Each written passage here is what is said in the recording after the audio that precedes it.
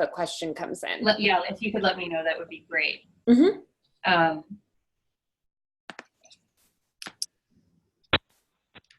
Cool. So I guess now that it's 3:05, let's get started. I'm Miriam Zaringhalam. I've been sending all of you emails about the Science Salons campaign. Thanks so much to all of you who have volunteered to. Was that me? It is me. For some reason, I'm echoing.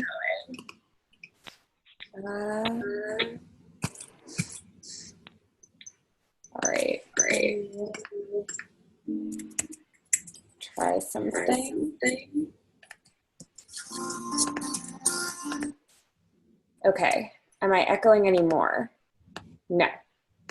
Great, sorry about that, guys. Technology seems to not have caught up yet. So yeah, thank you so much to all of you who have volunteered to give talks in your local pods to raise money for Ciencia Puerto Rico.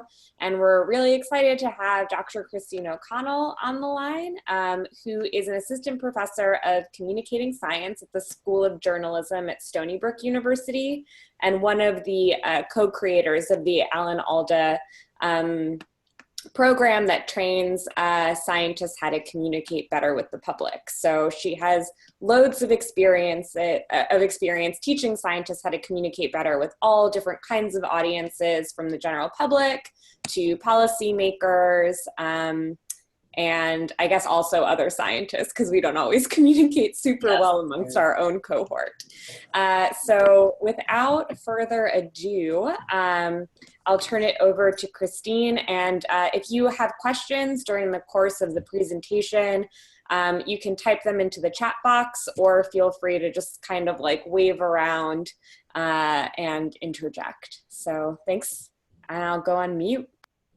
And if you don't have video and you have a question you want to ask, you can just, like Miriam said, write it in the text bot, or you can actually just speak, just unmute your mic and pause. So if I'm going over anything and there's a question, feel free to ask it, okay? Can everybody hear me okay? Yep. Okay. I'm hearing my voice echoing a second later, so it's throwing me off.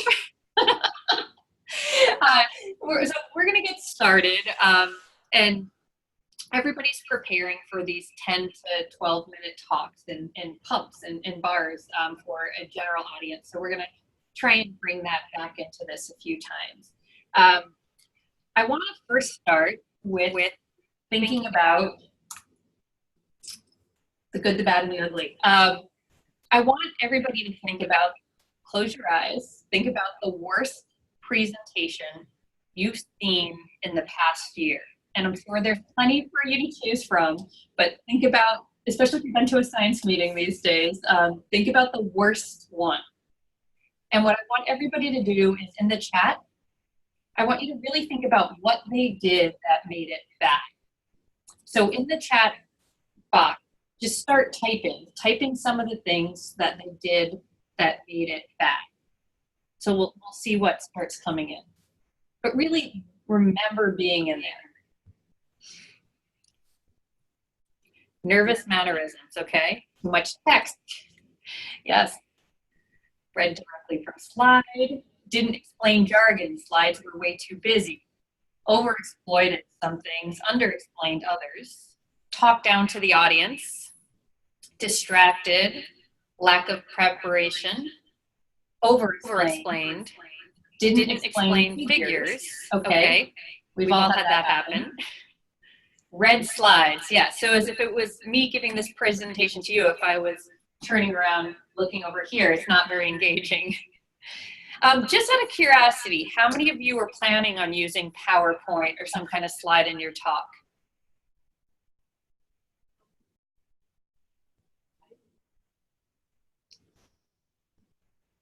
So we see some.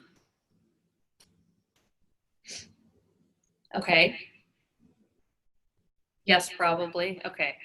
So we'll get to PowerPoint at the end, and my rule of thumb for this is, especially with a public audience, no more than 1 point or one thing per slide, and try and limit the slides to pictures, phrases you want them to remember, because they really should be listening to you. And we'll get into that a little bit more later. So these are the things not to do that you wrote on. You all know this. You've seen it. When you think about the worst talks that you've seen. So when you've been in those talks, when the speaker doesn't pay attention to you, when the speaker talks down to you, when the speaker tries to fit an hour-long presentation into 15 minutes, either by talking really, really, really fast or just not having any respect for time, how does that make you feel as an audience member? So type that into the chat box. What do you feel after those presentations when you leave that room? Irritated, disrespected, like my time has been wasted, angry, yep, learned nothing, annoyed, person had trouble getting to the point, yep, sleepy, tired. And a lot of times people feel stupid. They feel dumb. They feel like they're the only ones in the room that can't get it. And it's important to think about all of these things, because do you think the speaker was actually intending for you to feel that way? Probably not, right? They didn't set out to make you feel bored, angry, annoyed, or stupid. Sometimes in science that happens. But they're not even thinking about you in these moments. They're thinking about getting through the presentation or trying to impress a certain person in the room. They're nervous. And this is what I want to, the number one point I want to make is, in order to make a good presentation, your focus should be on your audience. It shouldn't be on the fact that you're nervous. It shouldn't be on what's coming next. You know your stuff better than anyone. Your focus should be on whether they're getting it. So when I was helping to start the Alda Center for the beginning, we were doing this improv exercises with Alan. And one of the exercises was actually throwing around this imaginary ball. And at first we thought, what the heck does this have to do with science communication? But how often do you feel like you're in a talk where somebody's just sitting there lobbing balls at you, and it doesn't matter whether you catch it or not? And how fun is a game of catch if somebody's just throwing balls around you, over you? You want to actually catch the ball, and then you want to throw it back to them. So it needs to feel like a conversation, even if you're the one doing most of the talking.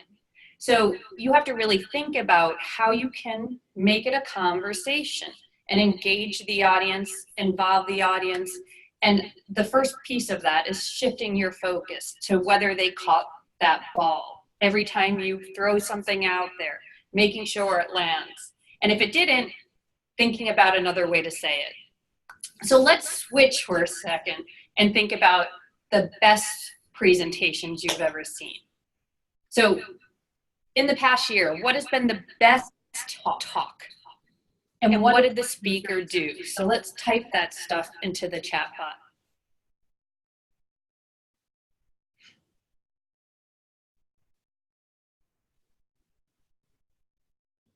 Evocative language and metaphor, which we're going to get into today. Stepped away from the podium. Yes, this is my number one piece of advice for giving any kind of talk. If you can, step out from behind the podium. Because why do you think people even stand behind the podium? Yeah, they're nervous, right? And it's powerful, and you can feel like you're hiding behind it. But it also puts a barrier between you and your audience. And you want to remove that. So they talked to the audience. They had tons of photos and stories, which is something we'll get into. And they can read behind the podium, yes. But you don't want to read. right? You don't want to sit there and read from something as you're giving a talk. Because if you're doing that, you can't interact with the audience and pay attention to them. Story, purpose, physical gestures, yep. So again, remember all of these things. Because I think a lot of people, when they go to give a science talk, they know what they respond to. They know what they don't respond to. But often we forget about all of that the second we stand up on stage. So you have these answers, and just try and draw on them. And we're gonna focus on a lot of these things today. So my next question to you is, what's the problem then? Why are scientists not necessarily good at this? If we know what works with people, why aren't we doing this more? And I'm going to come back to this word of empathy a bit throughout the talk. And I want to make sure you have empathy for the audience, but you also have empathy for yourself and the choices that you've made. So yeah, too much knowledge. And that's called the curse of knowledge, and we'll talk about that a bit. It's hard to remember what it's like not to know. You're eager to prove yourselves and all you know. Yeah, science is filled with all these steps you have to make along the way and prove that you are meant to be there. So of course that's part of how we communicate. Not needed for their advancement. They need to write manuscripts and grants. Yes, it is not valued, unfortunately, in tenure promotion decisions, which is a point of I'm upset about right now. Aren't taught communication, yep. If you make it confusing as possible, you can trick the audience into thinking you're smarter. Yes, because you feel like you have to show you're smarter. And also, there's just not time to dedicate to this stuff. You have to write grants, you have to teach, you have to write papers, you have to do experiments. Sometimes you have to manage graduate students, undergraduate students. There's not a lot of time left to think about outreach and communication, especially when it's not necessarily valued.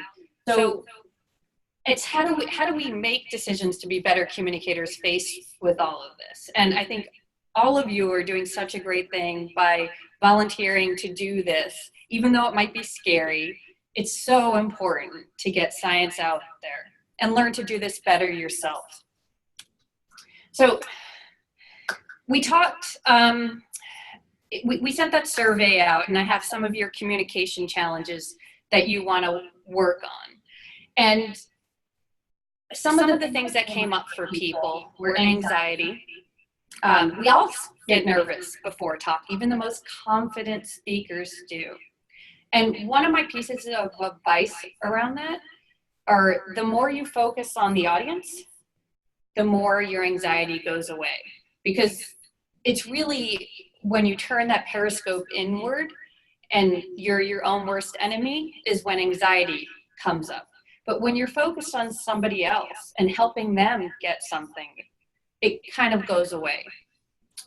Some of the other things that came up is figuring out how to talk to lots of different audiences and not use jargon, how to make work visual, how to use metaphor and analogy. And if there are other things that I'm missing, please type them in, but we're gonna try and cover some of those things today.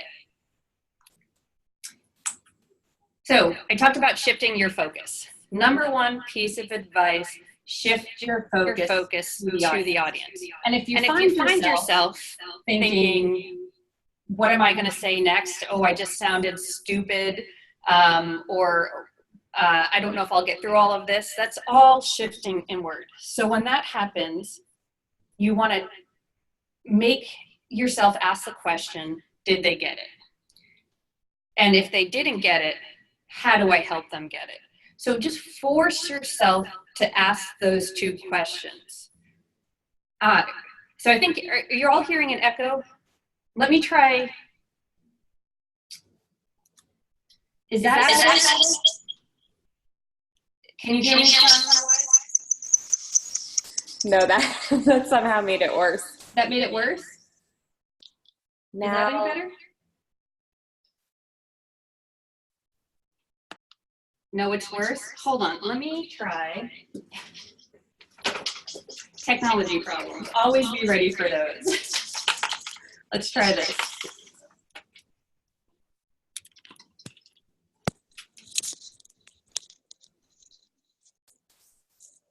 Okay, any better? Oh, good. All right. All right. Yeah, it was very hard to talk and hear my voice 2 seconds later. All right, so I talked about this idea of fostering empathy and really thinking about where your audience is coming from, what they know, and the situation. Because when you're giving a talk, you might not feel powerful because you're feeling anxious, but there is a power dynamic with the audience because you're the expert and you're talking to them. So you have to take that into account too. And that's beware of the curse of knowledge. And we talked a little bit about that before, but this is so incredibly important because it's so hard to remember what it's like not to know. Like once you see something horrific in your life, you can't forget it. And it affects things as you move forward. So it's having empathy for those who don't study this every day. And this is just so incredibly important. And this is where if you do some improv is really helpful in this because again, it helps you shift your focus and it helps you pay attention to the other person. And it helps get rid of that anxiety and really focus on are they getting it. So really remember the curse of knowledge. It's hard to forget. It's hard to remember in the moment what it's like not to know, but you have to figure out where they're coming from and build that common ground based on that there, not where you're coming from. So I want to talk a little bit about baseball for a second and use this as my analogy or metaphor. Does anybody know who this is?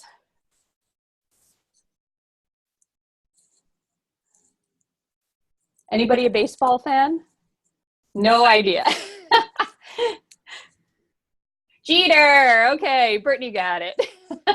Yes, this is Derek Jeter. And I am not a huge baseball fan, but the reason we think about baseball is because it's often used as an analogy to science. So it's the sports section of the newspaper is a section that requires the highest level of knowledge going in to understand than any other section. And I want you to think about that for a second. So explaining science to someone, or even DNA to someone who doesn't study biology every day, is like the same as explaining baseball to someone who's never seen the game.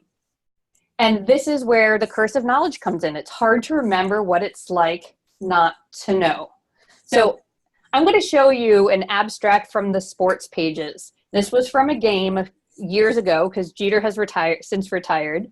For those of you who get sports, who understand baseball, I want you to think about how you would explain this to someone who's never seen the game. So take a look for a second.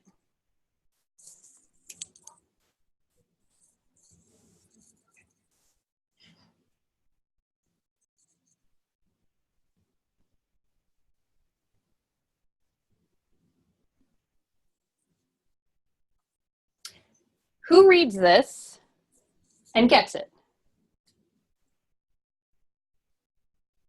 I see Miriam shaking her head. I don't get it. Yeah. Okay. Oh, there's a few of you that do. Good. Is there anyone out there who reads this and think, I have no clue what the heck they're saying? Oh, good. All right. There's a few of you too. All right. And this is where it's important to think about context, right? This was written for sports fans who know the game and they just want the details, just like we write science that way in science papers and abstracts for people who know the science. But when you're trying to explain it to someone who doesn't care about the game, doesn't know the game, how do you get them to be interested in this? How do you explain this in a way that they want to know more?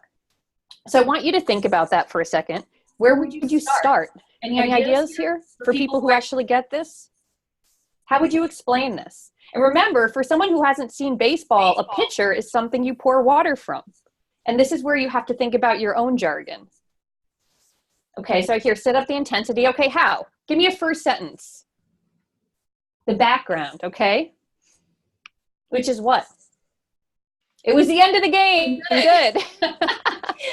I'm glad somebody got that. And I can tell you, I've done this so many times with different scientists. Most people even forget to mention it's the end of the game. Often they just start with the details. Okay, so in order to understand baseball, you have to understand what a base is. There are these 4 square things in a field, and somebody tries to walk around them, and they hit this ball with this bat-like thing, and go on and on and on with the details. And that just loses people. Nobody wants to pay attention to that. What you need to start with is the point, right? Is the drama, is what's going on. It's the end of the game. It's the end of the game. And those of you who read this and understand baseball get that. To the rest of us, we don't know that. We have no clue it's the end of the game. And this is the curse of knowledge. It's really hard to remember what it's like not to know. And yes, the rivalry. And I can't tell you how few times that comes up. Because again, it's a curse of knowledge. You know this if you know baseball. You know why this game is important and why there's drama surrounding it without the author having to say that. But when you're talking to someone else, you need to set that up. This is the biggest rivalry in baseball history.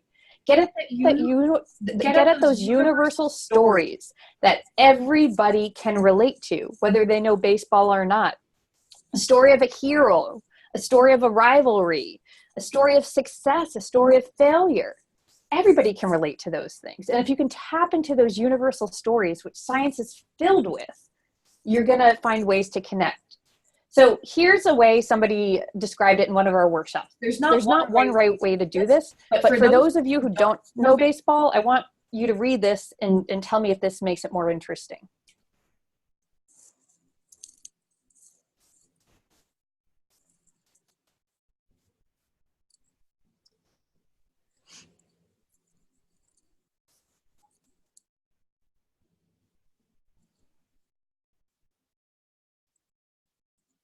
What do you think about this?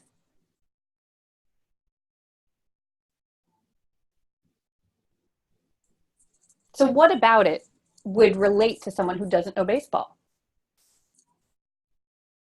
Yeah, so this is the thing. It's much longer than the last one, right? And that's the beauty of jargon. Jargon is there for a reason because it's short. You're learning you can say, why say something in 3 pages when you could say something in 1 word? Sometimes it takes longer when you can't use the jargon, but it sticks and people are with you and understand and want to hear what you have to say because you're getting to the story here. You're setting up the suspense and there's no jargon. Jargon is just like the podium. It's a barrier between you and your audience, and you want to try and avoid it at all costs. And that's where knowing your audience comes in. So the 2 most important things after shifting your focus that you should always do in any kind of communication is know your audience and know your goal. Everything we teach about communication fits into those 2 things.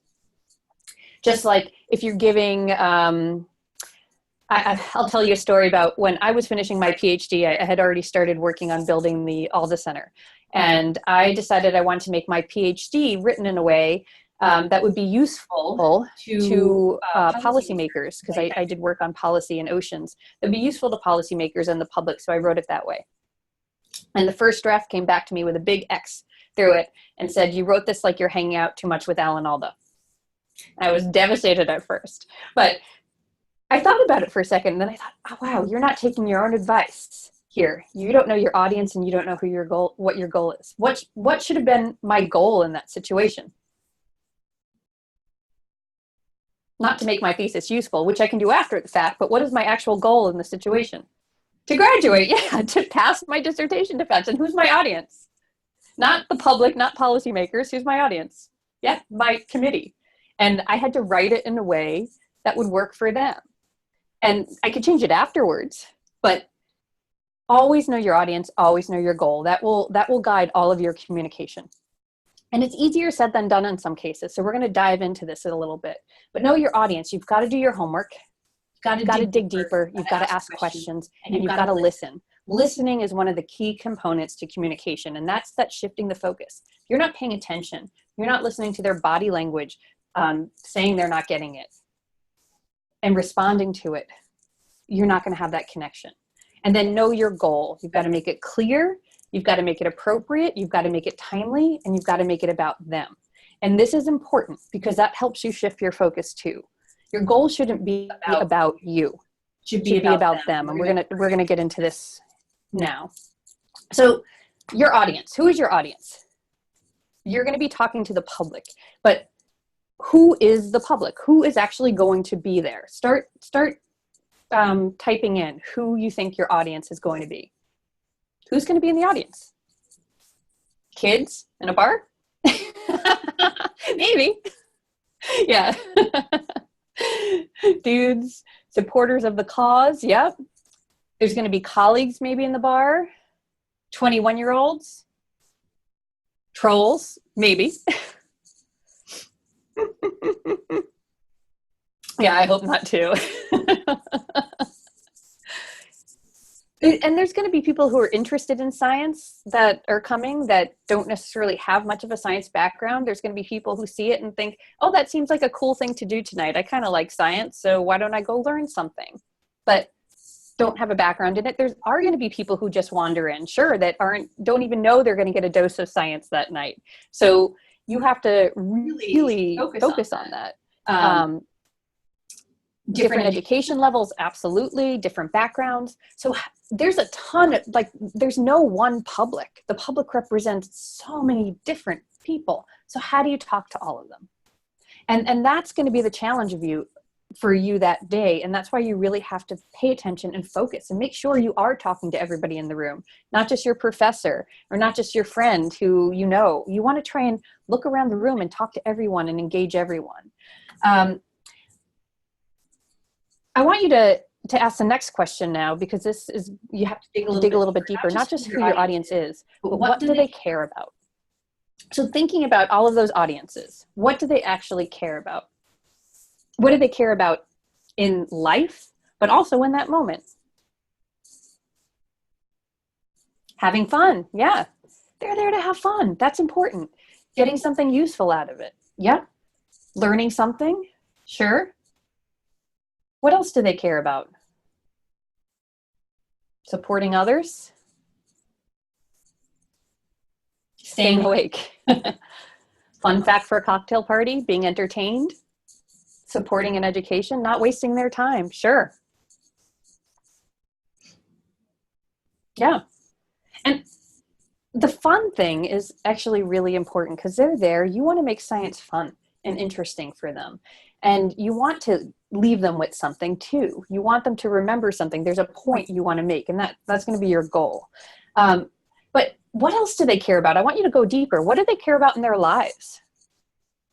Outside of this bar, they have lives outside of this bar, outside of this moment. Their families, yes. What else do they care about? Social justice, sure. What else?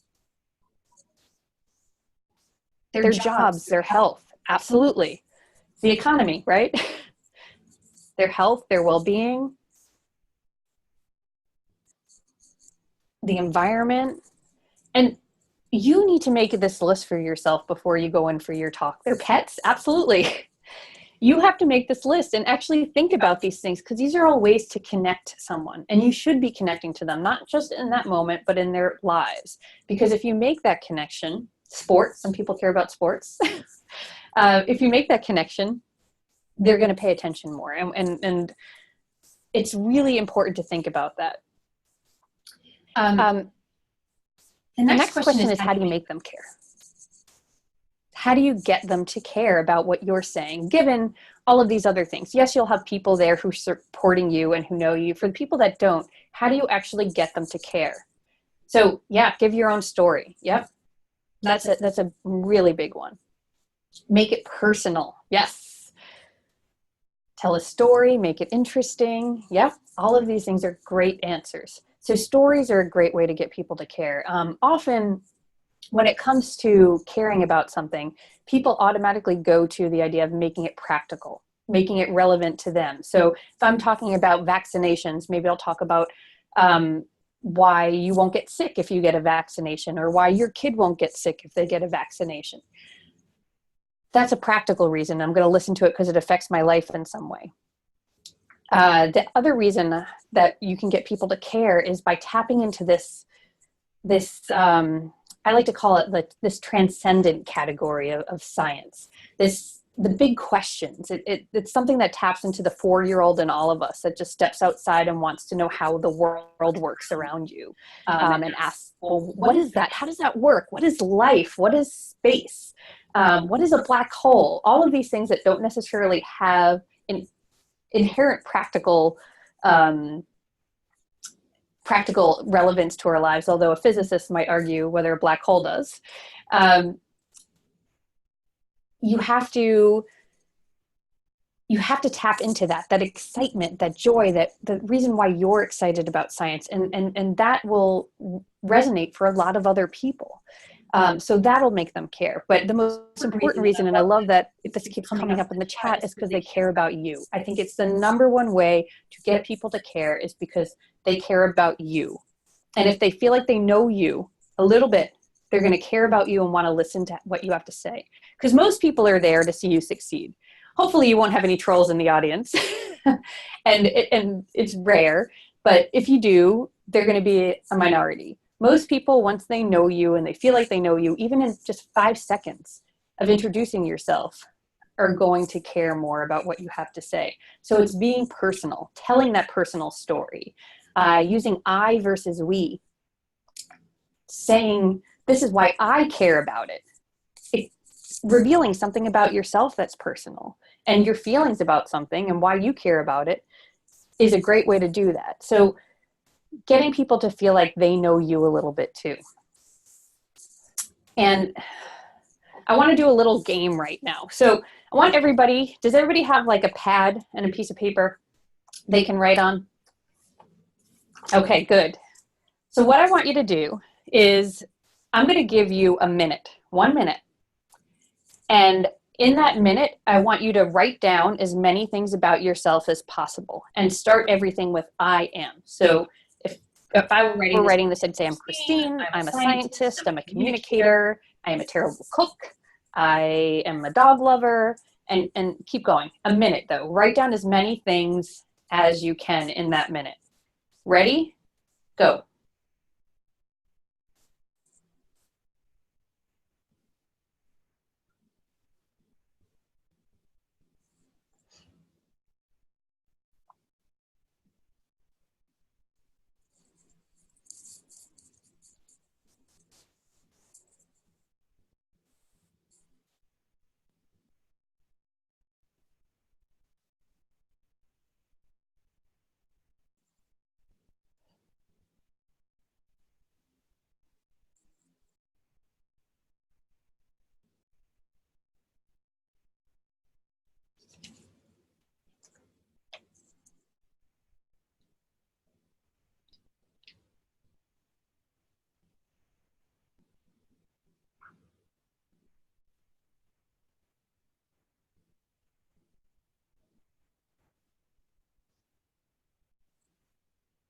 Okay, stop. All right, I want you to look at your list. I want you to skip the top 5 things.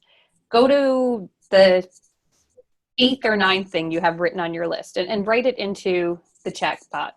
Write some of the things that are further down on your list into the chat bot.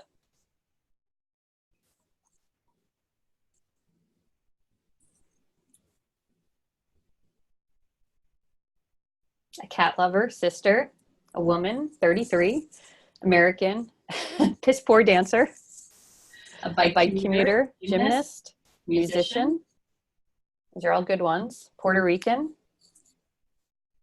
overworked, tired, introvert, skier, creative, photographer, Jewish. I like almost everyone. A sports fan, a neat freak, a cat, a mom. So who from this list saw something and thought I'm that too. Most of you, right? There's something on this list, even from this short little exercise, that you could relate to. And even in this anonymous webinar where you can't even see everyone, how does it make you feel? Seeing, oh, there's something I have in common with that person who I don't even know. It could be on the other side of the country. Connected, yeah. It feels good.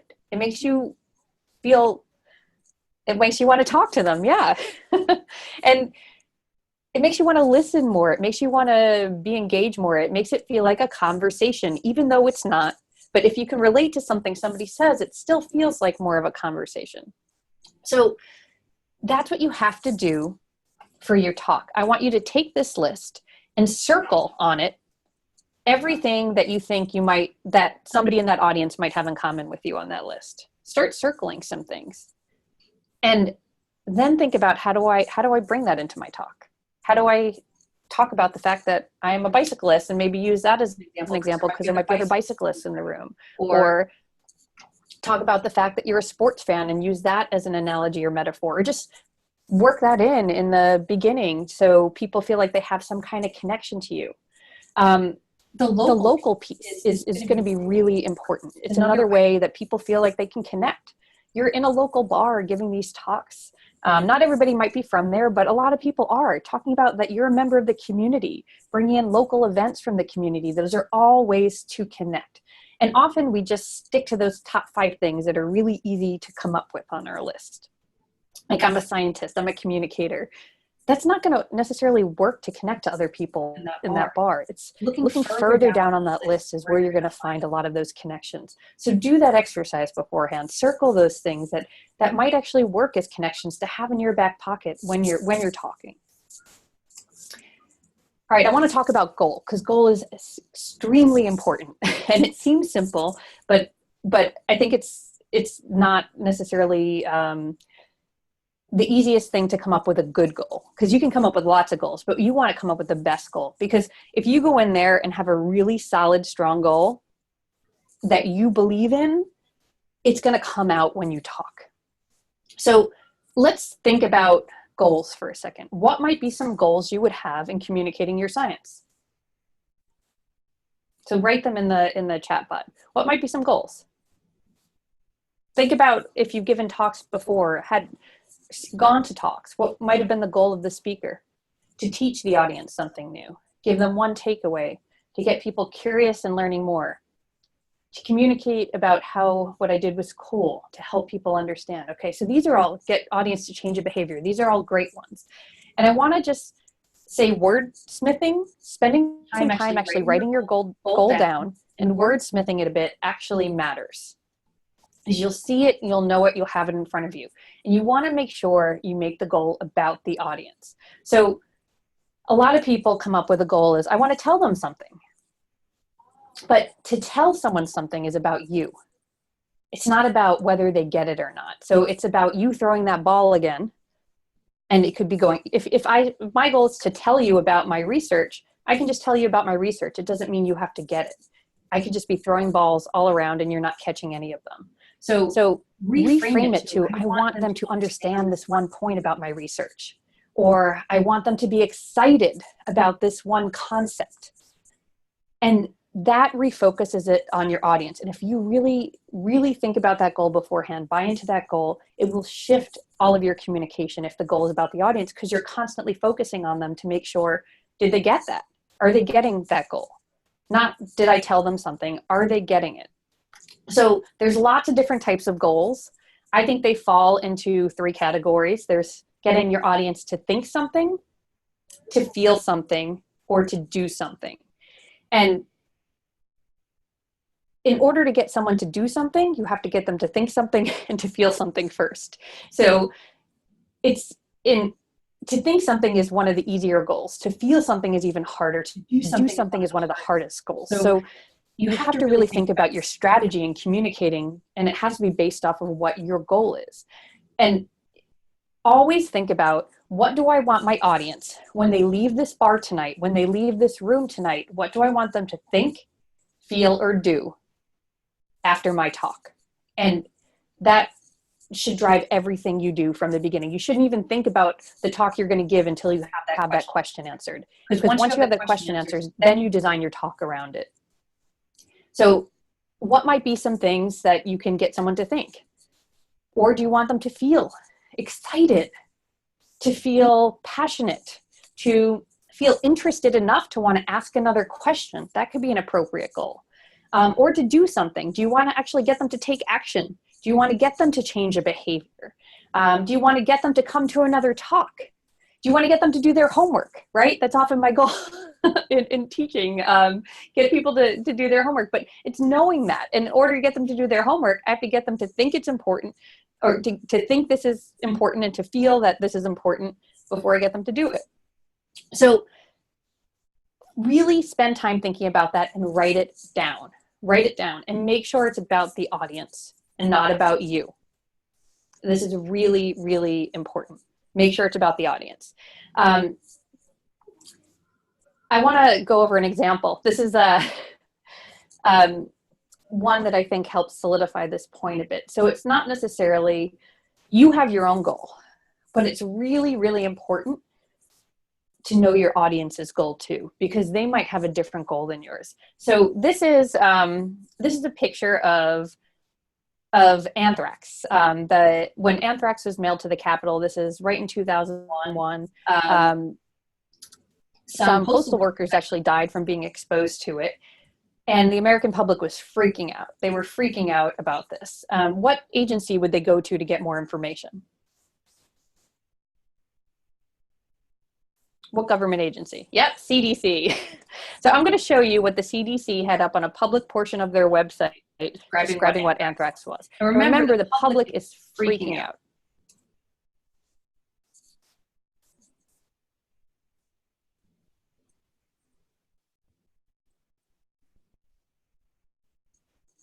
So what is the public going to get from this? They can't understand a thing. And that's the thing. They are going to get something from this. They are going to get something from this. Exactly. Large, virulent, lethal bacteria. They're going to, if they have a specific goal that's different from yours, they're going to read what you put up there or listen to what you're saying based on their goal, based on what they want to get out of it. And they're going to pick out the words they understand that help explain that goal. So they're going to look at bacteria, lethal, and toxin, right? And what's going to happen? They're going to be more scared. And was that the goal of the scientists in writing this? No, they were just thinking, okay, I'm just going to show people what I know. I'm going to explain anthrax. And this is where it's so important for you to think about the audience's goal too. Because really, what's the audience's goal in coming to this website? What would their goal be? Any ideas? What do they want to know? They don't, more specifically than info. Should I be scared? Yes. Am I going to die? They want to know, am I safe? Is my family safe? That's what they care about. So I'm not saying you don't get to your goal. If you really want to show them, or you want them to understand what anthrax is and understand the scientific name of it, that might be your goal, right? But you have to address their goal first, or else they're never going to listen to your goal. And it won't be a conversation because they're not listening. So a place to start might be something simple like anthrax is a disease caused by bacteria, can be fatal, but it's usually curable. And that gets at their goal. It helps alleviate things. And then you can build in your goal and build in the complexity. But you have to address their goal first. So thinking about if you're presenting on a topic that might be a little more controversial, or that might scare some people, or there might be some misinformation around it, it's really important to think about how you address those questions first, because often we think if we don't address them, if we just ignore them, if we don't address them, they'll go away. But the problem is they don't go away. People are thinking about them the entire time. And if they're thinking about them in their head the entire time, they're not really listening to what you're saying.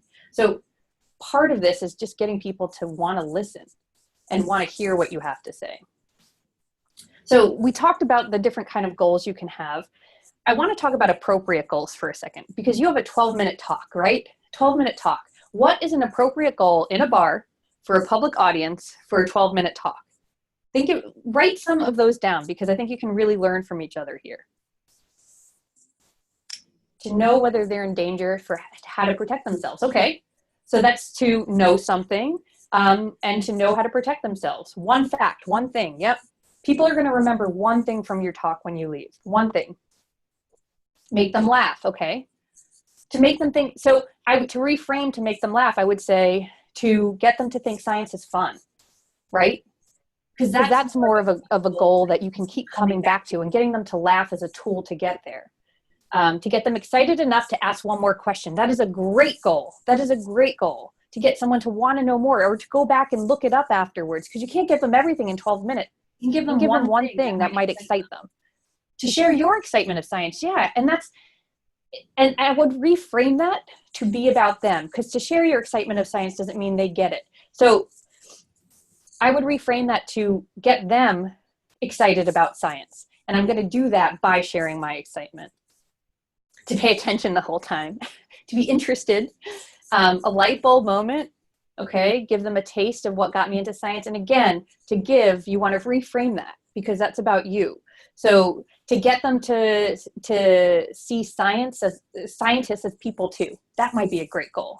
And I'm going to get them to see scientists as people too, by talking to them about my story and what got me into science. But you see the subtle change in language there, and it actually makes a huge difference going into a talk. So I want you to really spend some time on this before your talks. Write it down, and feel free, before your talks, you can email me and put my information at the beginning, and Miriam can send it out to everyone if you want to go over what your goal is and some ways to reach it and some strategies. I'm more than willing to do that. A call to action, sure.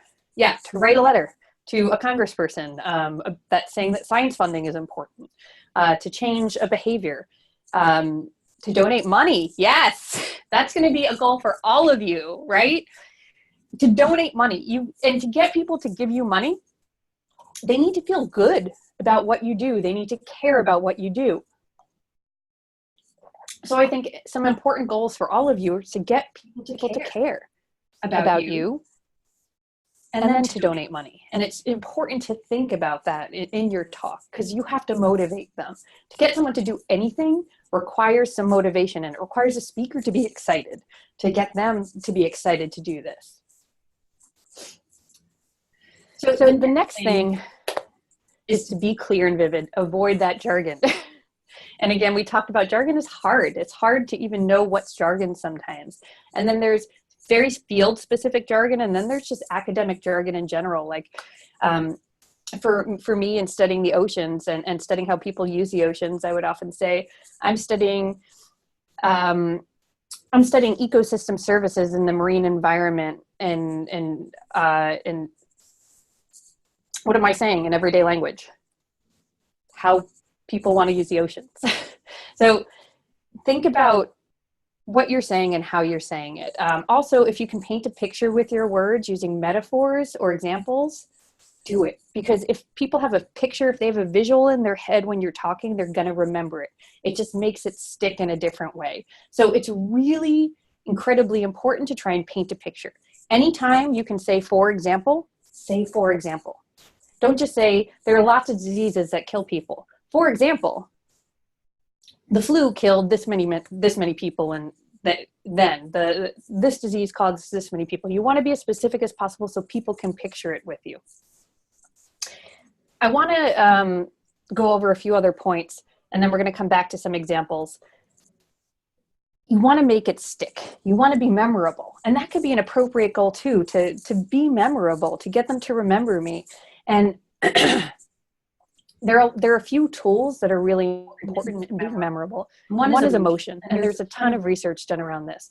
There's an emotion attached to your work, attached to something, people remember it. It doesn't have to be positive or negative. There are lots of other kinds of emotions. And having an emotion attached to something doesn't mean you're emotional. I think there's this negative vibe around that word sometimes. So what are some types of emotion you can have in science when talking about your science? Let's write them down. Excited, sure, excited. I mean, I don't have to tell you I'm excited right now. You can see that from my body language because I care about this. And this is what you have to tap into, because often before you get on stage, you get anxious and you tap into that. That's an emotion. And they can see that. That comes out in pacing. That comes out in talking too fast sometimes. That comes out in lots of ums and other vocal things. Or looking down, or looking at the screen, or hiding behind the podium. And this is why, if you get in touch with some of these other things and tap into that, why are you excited to be there? If you accomplish your goal of getting them to think, feel, or do something after your talk, is that going to make you excited? So this is why it's so important to pick a goal that does make you excited, because you can tap into that, and that is what shows when you give a talk. Cheer, excitement, concern, yes. If you want them to be scared, sometimes it's important to show people what different choices mean to them, or what they should be concerned about. Absolutely, that's a perfectly valid emotion. Interested, that's an emotion. So I want you to just think about the different kinds of emotions you can bring to your talk, different kinds of things you can make your audience feel, because that's going to make it stick in a different way. The being personal piece, we talked about this, but I can't stress enough, remember to say I versus we. And why do we say we as scientists? Why do we write the royal we all the time? Why do we say we did this, even if it was just one person? To give credit to others, sure. Yeah. There's a reason for it. It's to give credit to others, but there's a way you can give credit to others without saying we, because we just sounds weird when you're talking to people. Imagine if you're out meeting someone for the first time and said, yes, we walked our dog earlier and we did this. And it's just a weird form of talking, because we're not talking to we, I'm talking to you. You're the person in front of me. I want to hear what you did. So you can say, my sister and I went out and walked the dog earlier, right? And that's a way of putting I into it. Or I work with this great team of people. And this is why I'm really excited about, or this is the piece I'm really excited about to talk to you about tonight. So you can still give credit while saying I. And it's important to give credit. Always give credit, but learn to do it while saying I versus relying on the we. Because we is just another way of putting a barrier up between you and your audience. Because you know who the we is, but they don't. They don't see that picture. Analogies, metaphors, examples. We're going to try this out in a second. And then stories. Stories, again, are another way of making it stick. They just do. It's the way the human brain works. When tribes wanted to pass on important information from generation to generation, what did they use? They used stories, legends. That's how they passed important information along, because that's how we remember things. It's how humans make sense of the world and details around us. And science is filled with amazing stories. So think about the story you want to tell. Think about your story, but also think about the story of your science and how you tell it in the form of a story. The be vivid piece I want to come back to. A journalist friend of mine always says this phrase. She said her teacher in journalism school always said, remember, roses, not flowers. And again, this is really important. Flowers don't elicit a picture in your head, or they might elicit a different picture in your head than they would mine. And it might not be what you're talking about. So always try and be as descriptive as possible. I see a cat there. Hi. So always try and think about how to be as descriptive as possible. So if I said roses versus flowers, that gives you a picture in your head. If I said yellow roses, that gives you a different picture, a different story. Or yellow roses, he gave me yellow roses from his grandmother's garden. That is even more descriptive, and it gives you more of the story there. So really think about how you can use this descriptive language in what you're saying. Okay, we talked about the make us care piece. I want to give you an example. So this is a student here who was talking about her work, and I'm going to put it up for a second. So take a second and read that.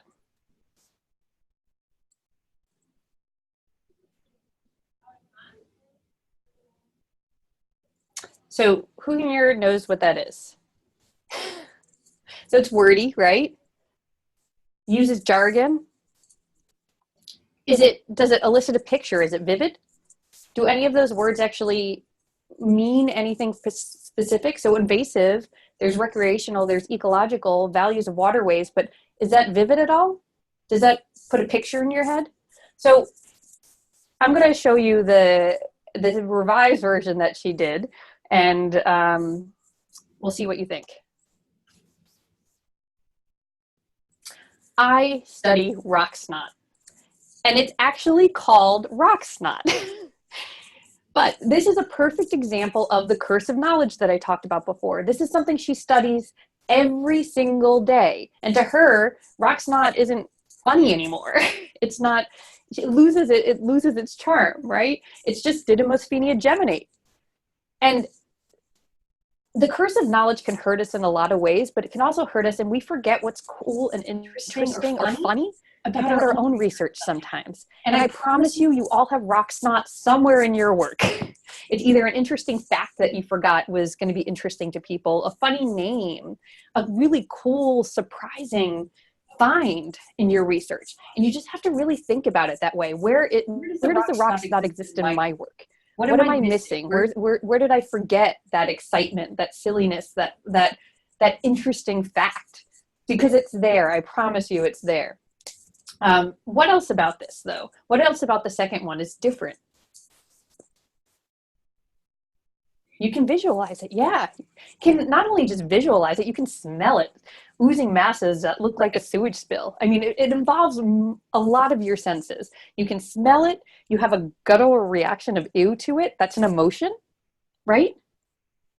And all of those things make it more memorable. And it's specific. They get so big, they block rivers and kill fish. Again, I can see fish being killed. I can see rivers being blocked. And recreational and ecological values of waterways, that's what that is, right?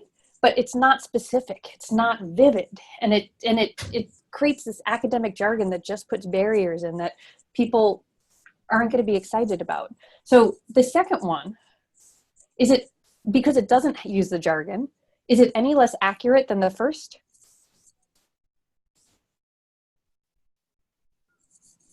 No, it's not. And this is where getting rid of the jargon, and I think a lot of people are scared they're going to lose accuracy by getting rid of the jargon and by talking about it in more everyday language, but you don't necessarily. And it's really thinking about how you say it in a different way and not actually translate word for word, actually get to the meaning of what you're trying to say, that you're not going to lose the clarity. And often this is a place to start, and then you can build in the complexity later, but making sure people are with you. And then if they're not with you, you might have to dial it back a bit. But really putting thought and effort into, how do I say this in a way that's going to make them interested in it? And if you have a picture, that's what you put up. That's actually what rock snot looks like. Yes, I know. It actually looks like real snot. And you will not forget that now. All right, I want to try a little game, and I have never done this on a webinar version, so we're all gonna do this together. But I want everybody to think about some jargon in their own work. So jargon that might seem like most people would know, even DNA, but it's still jargon. So think about some jargon in your own work. Gene expression, sure. Write some others in there.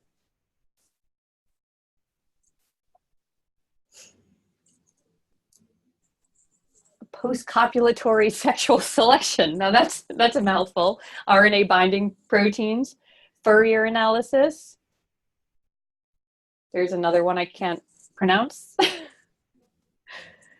Okay. AGN, nutrient cycling, yeah.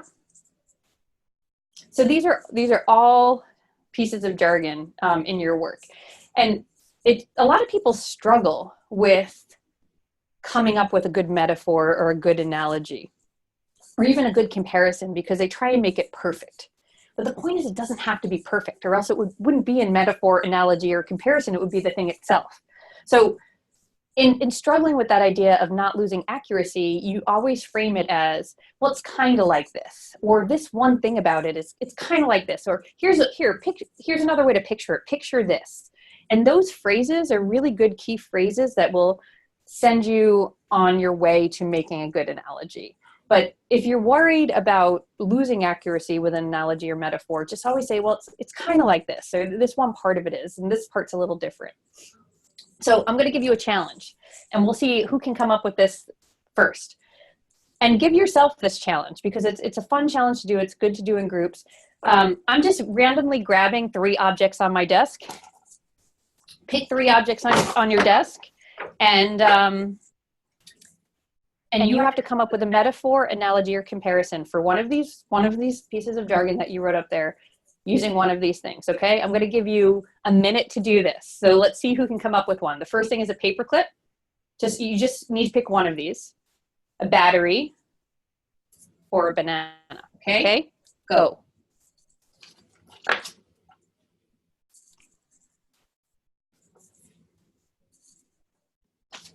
Think about how you can relate any of those things to a paperclip, battery, or a banana. And it doesn't have to be perfect.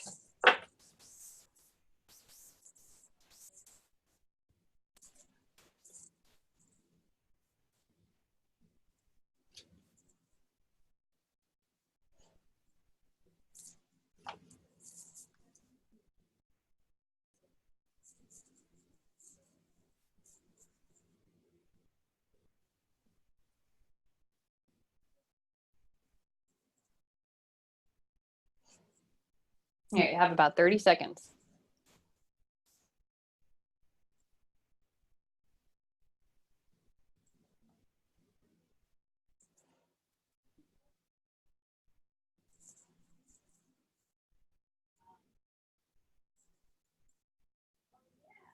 Oh, we have some coming in. Gene expression is like a paperclip. It holds the cell together.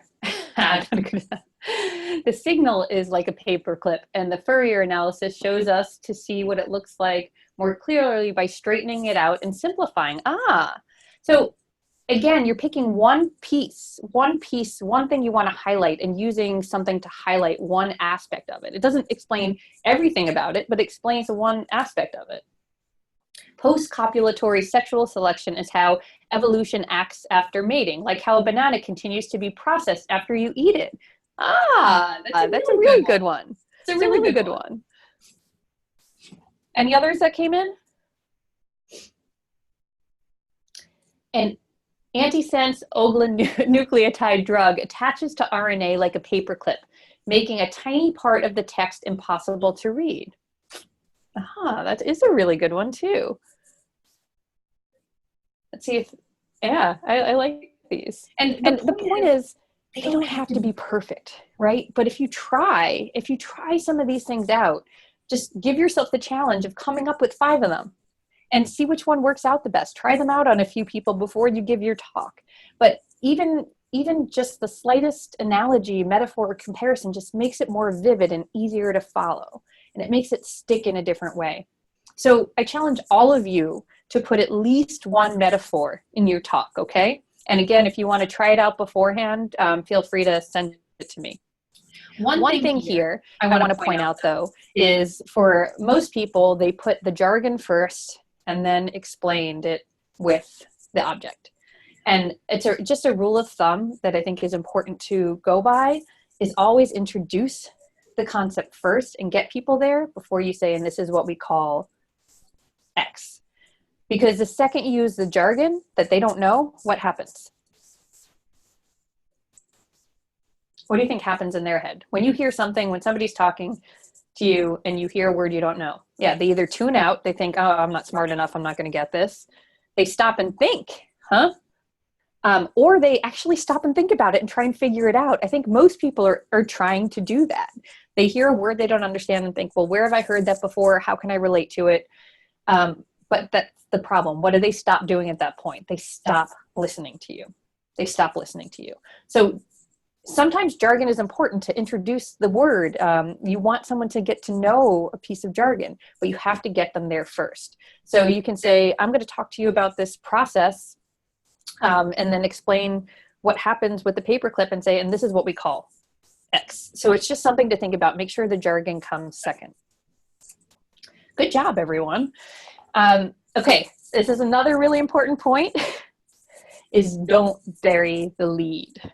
You want to give the big picture and not get caught in the details, just like the baseball example. we don't want to get caught in the details of what a base is and what a hit is. We want to give the big picture. The big picture is it's the end of the game and it's two rival teams and we're not sure who's going to win. The fans are going crazy, right? That's the big picture. That's the lead. That's the so what and why it matters. The problem is most people are going to be way too polite to say to you, so what? Why does this matter to me? But they're going to be thinking it. And again, if they're thinking, so what, the entire time you're talking, what are they not doing? They're not listening to you anymore. So you need to answer that for them in the beginning. Give them the so what. Give them the big picture. And some of you have probably seen this triangle before. And the green is how we're taught as scientists. And other than the abstract, it kind of follows the scientific paper format, right? We start with the background, then we get into the methods, the supporting details, and at the very, very end, we get into the results and conclusions.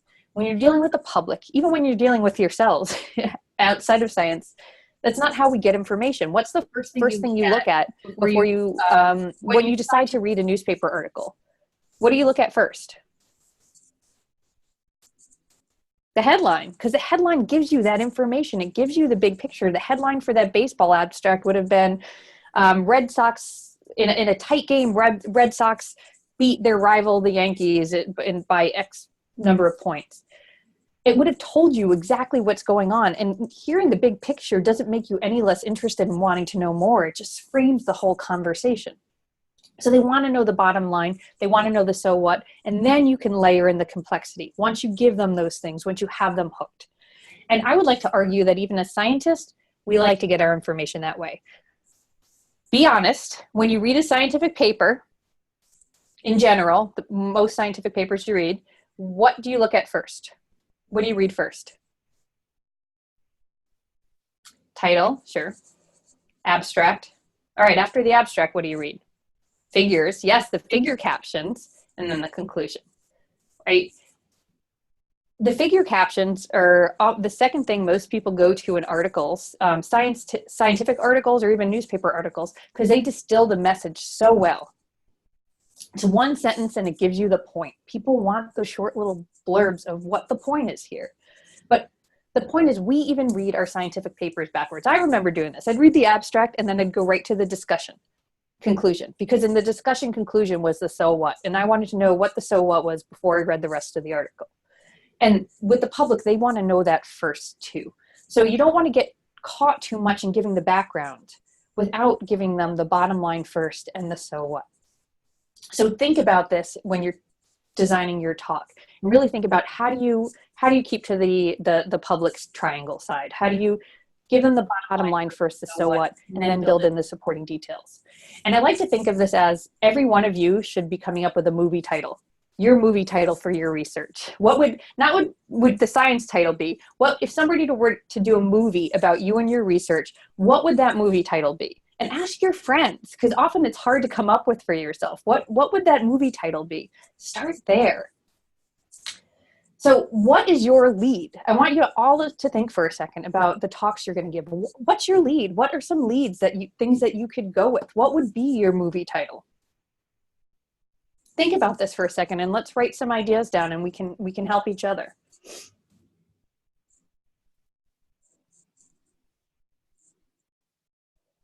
If a reporter was to come in and write an article about your talk, what would the lead be? What would the story be?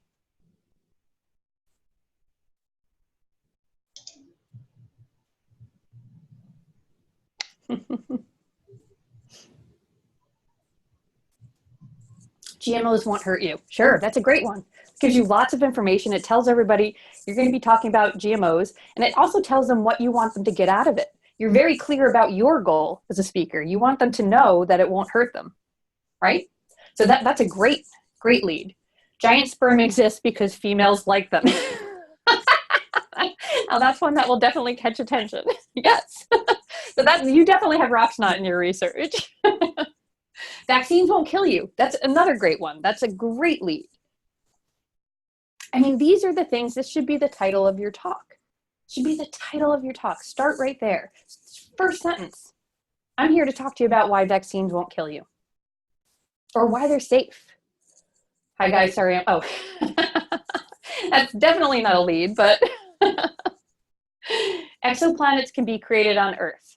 Okay, so I would think about that for a second, because I think exoplanets, most people don't know. And again, it seems like they'll know, but they'll have to think about it a bit. So what's another way you can talk about that? What is an example of an exoplanet? Could it just be other planets can be created on Earth or something like that? Drones may not disturb whales, but seagulls see them differently. Okay. So again, I think this is a bit of your curse of knowledge here, because most people wouldn't even assume that drones disturb whales. And I think the point of what you're trying to get at is drones hurt seagulls. So I would just be as clear as possible about that, is drones or drone wars featuring seagulls and whales or something like that. Planets outside of our solar system. Perfect. Yep. So again, this is where try it a few times, ask other people, and try it out before you get up there. These are great ones. And again, if you want to send these to me, feel free, but these are all things you should write down beforehand. Write down your audience, how you can connect to them, write down your goal, write down some of the jargon you want to avoid, and think about metaphors or analogies or comparisons that can help, and write down your lead. The rest of the talk, don't write down. And I promise you, I know it's scary to come in not prepared and have it written in front of you, but that often becomes a crutch. And then you try and read from a script. Even if you don't have it in front of you, you read from the script you wrote in your head. And if you're reading from that script, you're not paying attention to the audience. Know the main points you want to make. You can even have a slide that reminds you of the point you want to make, but they should be listening to you, and you shouldn't be reading from something. So know where you want to go, where you want to take them, know where you want to end, and know a few key points along the way that you want to hit. But how you get there each time is going to be a little different, because you're going to be responding to the audience and they're going to be responding to you. So just be okay with improvising a bit up there, because remember, you are an expert on this. You're an expert more than over 99% of people out there probably than what you study. And it's owning that piece and knowing you know your stuff and sticking to what your goal is. So I want to give you another example. This is an abstract that I took from a 2002 Journal of Science magazine, thinking about how do you take something really sciencey and make it pop? How do you actually take into account the things we've just been talking about, of giving it a strong lead, making it relevant to people, being more vivid in how you talk about it, personalizing it a bit. So I want you to read this for a second.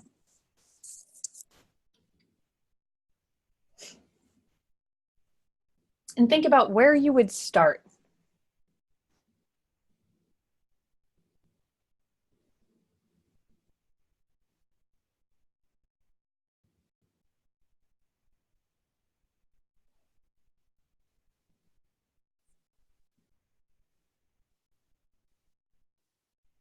How would you make this relevant to the audience inside that bar?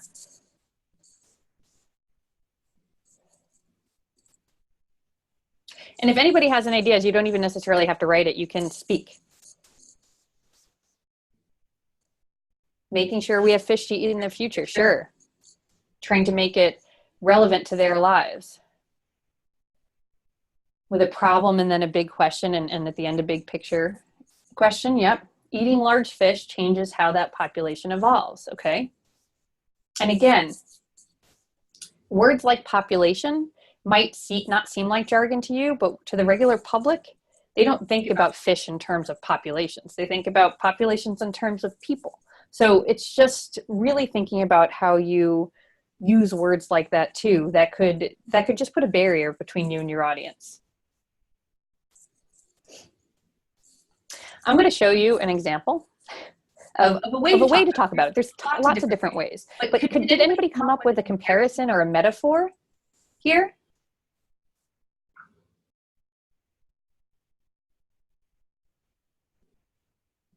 Is there any way you can share this to people? Because one of the tricks also that I will say, not a trick, it's just something that works, is people care about things that they know. That's why we're always trying to find that common ground. And had you do that list before? What's the thing people know the most in terms of other species?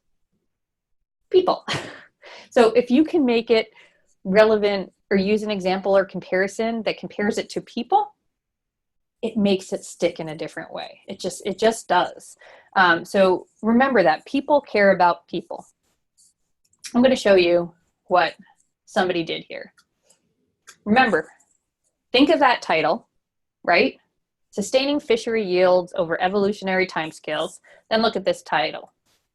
Throw the big ones back, question mark. What do you think gets at the lead more? This one. And it makes it way more interesting. So take a look for a second here.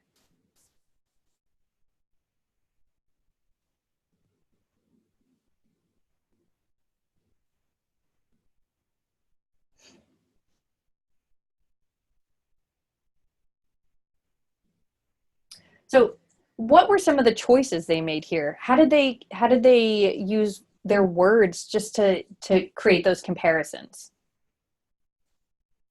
What words really stick out? Parents and children, yeah. They didn't say fish are like humans, fish are like people, fish are people too. They just use those words that people relate to about being parents and smaller children. A fishing hole filled with runts. I mean, those are all words that are very evocative. They bring images to our minds. So it's relatable. People can picture other people this way. They can think about it. They're not even getting into the fact that this is going to affect fishing and food supply, which is another way you could relate to them. You could ask anybody who likes fish or who eats sushi and relate it to them that way. So there's no one right way to do it, but it's just thinking about what works for you. And this is one way of doing it that would make an audience relate to it. So I want to talk a little bit about story and end on story, because story is so incredibly important. And I know Miriam can talk to you a lot about this with Story Collider, who that's all you do is stories. And they do very in-depth trainings on storytelling. So I'd highly recommend getting in touch with Story Collider. But let's talk about how you can use stories in science for a second. So what makes a good story? What is it about? What makes a good story? Stakes, yep. There are stakes involved. Characters, conflict, yep. Narrative. So what is narrative? A journey, sure. A plot. There's got to be some kind of suspense. There's got to be some kind of things that go wrong in there. Some conflict that comes up, and you see how the character overcomes it. And a good story tells something about you to somebody else. It shows them that you are heroic, that you are a hard worker, that you are meant to be doing what you're doing, that you're trustworthy. It shows them all these things without actually explicitly telling them through the story itself. So think about what makes a good story and how you can use it. And a story, like, just simply, the way I like to look at it is a story, somebody wants something, they try to get it, something hangs in the balance, there's a turning point that happens, and something's changed. The most important thing at the end of the story, something has to change, right? Either it worked or it didn't, but either way, something's changed. And it unfolds over time. And a good friend of mine, who's a writer, has always told me, if you're struggling to figure out how to tell a story, just start with the word when. Because when automatically introduces this concept of time, and it propels you into a story. What does every fairy tale start with? What is the phrase every fairy tale starts with? Once upon a time, exactly. And it's the same thing. It introduces that element of time right away. Because once time is involved, something has to change. So start with the word when if you're struggling. When I was in grad school, when I was here, it just helps put you in that mind frame for telling a story. But I want to look at all these pieces. Somebody wants something. Something hangs in the balance. There's a turning point that occurs and something changes. All of those things are elements of science. Every day you walk into the lab to run an experiment, you want something. You want to know if this is going to work. Something hangs in the balance. So this is all the stuff that goes wrong along the way. What can go wrong in science? What has gone wrong in your work before? What obstacles have you faced? Let's take some of these obstacles down. Doing an experiment, what obstacles have you faced? Technical failure, sure. What else? What obstacles have you heard of other people facing? Losing funding, maybe. Confusing results, sure. Doesn't work. Inconclusive results. Interpersonal drama, yes. That happens quite often. Disbelief. Advisor going MIA, yes. Getting permission to trap, sure. Your permits didn't come through. Having kids. Absolutely. I mean, science is filled with obstacles. Does anything ever just work? How often does that happen? Maybe 10% of the time? And when we're talking about our science, when we're doing our science, we expect that and we expect to learn from it. But when we're talking about it, we forget to talk about that stuff. We just go to what we started with and what we learned and maybe how we did it. But we forget all the obstacles along the way, all the interesting stuff that makes the story.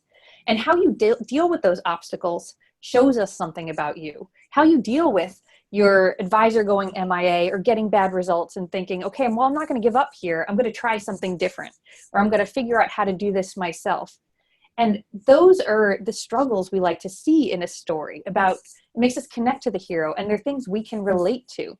So we might not be able to relate to your entire experience, but we can relate to feeling frustrated. We can relate to feeling excited. We can relate to having something not go wrong or being disappointed. And those are all moments of connection for your audience. I like to think of a story as a skewed parabola. Bear with me a bit. It's the scientist in me. But having something visual helps me picture a story. You start with a question, right? You start with, there's always a question introduced at the beginning of the story. Are they going to make it? Are they going to find this discovery? Are they going to ever understand this? And then there's that bit of suspense that brings you to a turning point. Did they get it or not? I mean, even if an experiment failed, it doesn't matter. You still learn something, and that's the resolution. You learn something either way. So you end up in a different place than where you started. The question's different from the resolution. But notice how you spend more time in the beginning.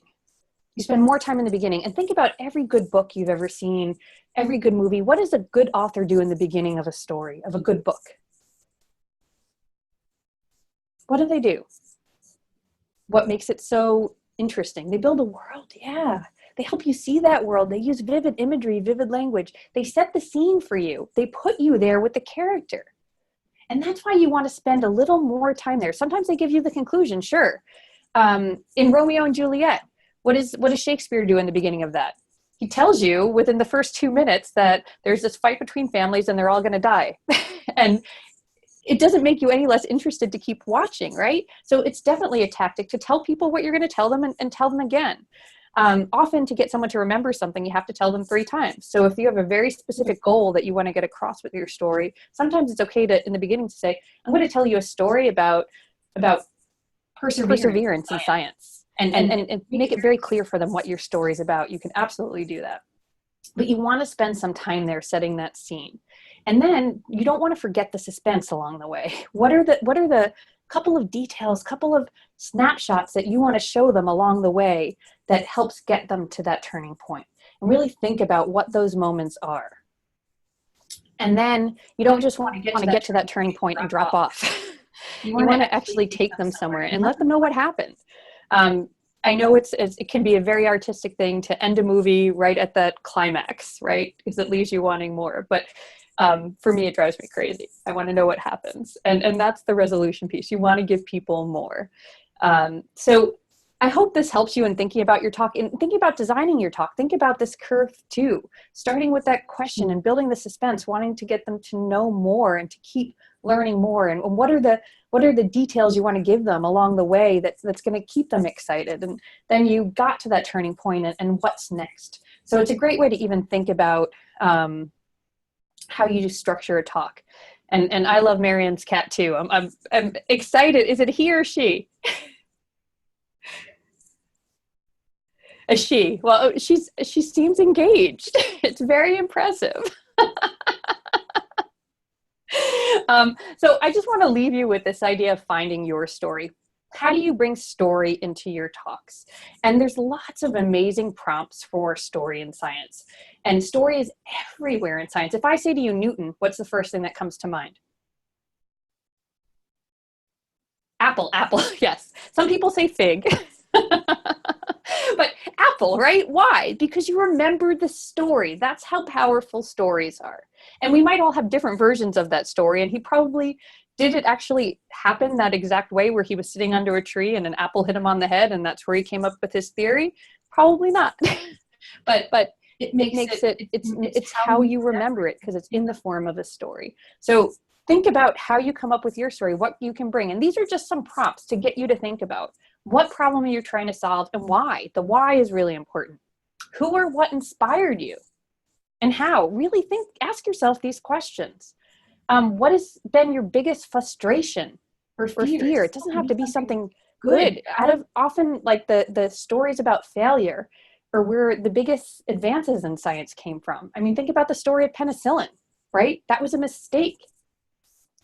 What happens if you succeed? But what happens if you fail? What's the other side of that? And that's often a good place to start.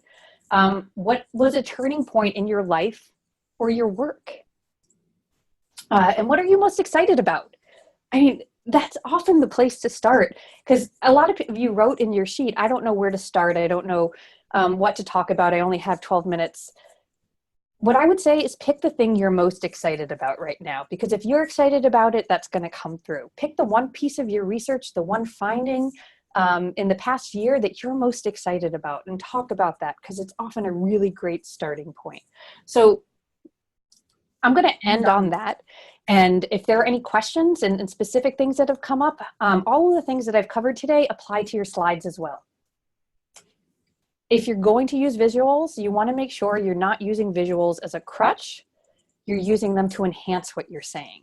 And the problem is most people use them as a crutch. So you want people to pay attention to you. You don't want them to be reading your slide.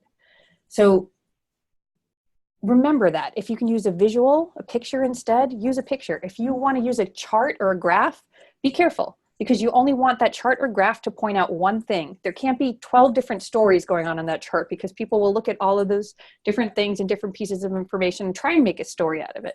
You want one story per slide, one story per chart, one thing you want someone to get out of it. That's it. Because otherwise it will be too much and they're going to be looking at that and not paying attention. And the most important thing I think to remember is out of all of this is to have fun with it. I mean, I always tell myself what's actually the worst that can happen. I think we build up so much anxiety before public speaking sometimes. We forget what is realistic. So what's the worst that can happen? If you totally bomb, what's the worst that can happen? People just don't remember your talk. Really, that's probably the worst that can happen. They just don't remember it. And that's not so bad. So take chances. Take chances here. This is your opportunity to take chances in a low impact, low stakes environment and try out some of these things. Does anybody have any questions?